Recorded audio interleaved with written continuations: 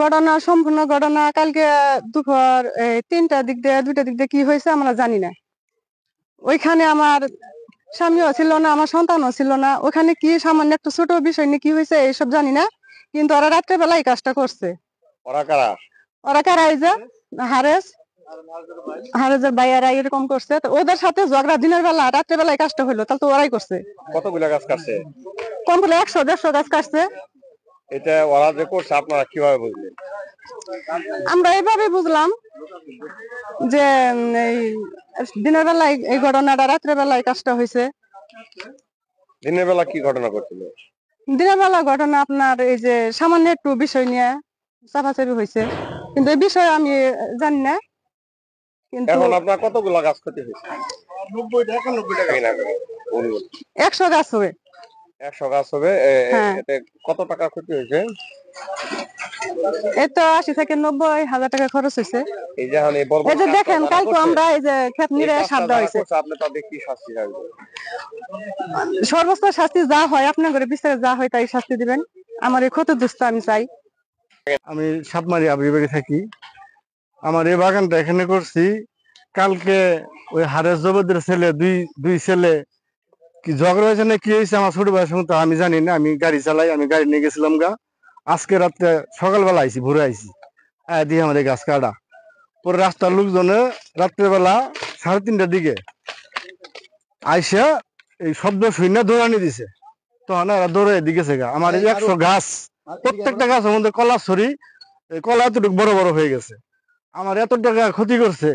এই যে গাছগুলো কাটছে, আমি আপনাদের কাছে এই এলাকার বাসীর কাছে, আমি জাতির কাছে বিচার চাই যে এই ক্ষতি যেন আর দুনিয়াতে কারো না করে। এরা এলাকার সন্ত্রাস, মানুষের সঙ্গে না পায় এই গাছগুলো কাটছে। গাছ কি অন্যায় করছে? কাটছে এই যে এই বাড়ি শাহিন। আগামীকাল বেলা 4:30 সময় আমার বন্ধু হারেস, আমরা একসাথে চলতাম। যে কোনো একটা কারণবশত তার সাথে আমার একটা হালকা তকতকি করে এর এক পর্যায়ে আমি তার গায়ে হাত দেই, ওই আমার গায়ে হাত দেওয়ার পরে ওখানে 26 জন লোক ছিল।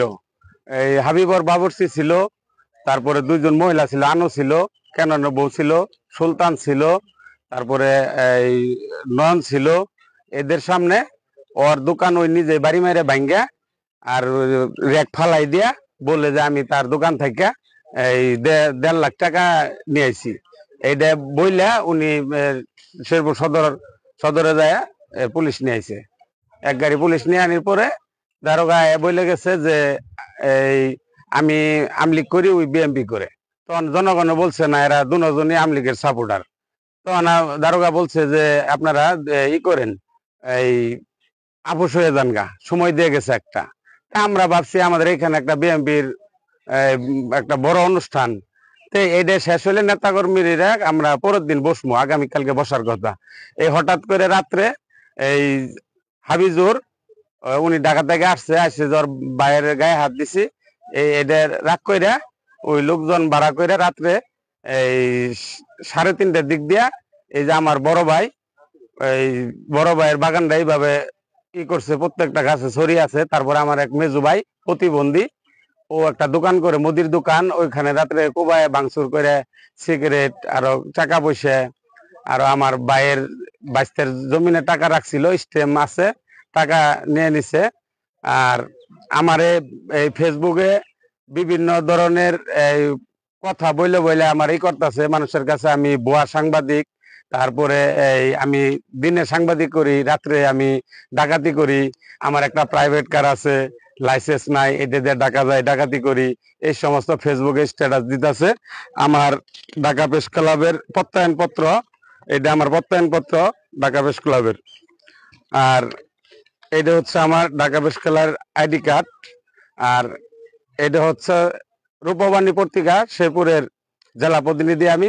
সাপ্তাহিক একটা পত্রিকা আছে, অপরাধ তথ্যচিত্র, রিপোর্টার হিসেবে আমি কাজ করি। আমার বিভিন্ন ধরনের হুমকি দিতে আছে, বিভিন্ন ধরনের মামলায় জড়াবো, বিএনপির সাথে মিশে আমারে অনেক টর্চারিং করতেছে। যে কোনো জায়গায় আমারে গুম করব, মাইরা ফেলাবো, আমি আতঙ্কের মধ্যে আছি। আর আমার আপনারা সাংবাদিক ভাই, এখন আপনাদের কাছে আমার দাবি, আমি ছোট একটা সাংবাদিক আপনার করে জুনিয়র, তো ওই হিসেবে আমার একটা দাবি, আমি যদি ভুয়া সাংবাদিক হই তাহলে আমার বিচার হবে, আর আমি যদি সঠিক সাংবাদিক হই তাহলে আমার আমার যে অপপ্রচারটা করলো এর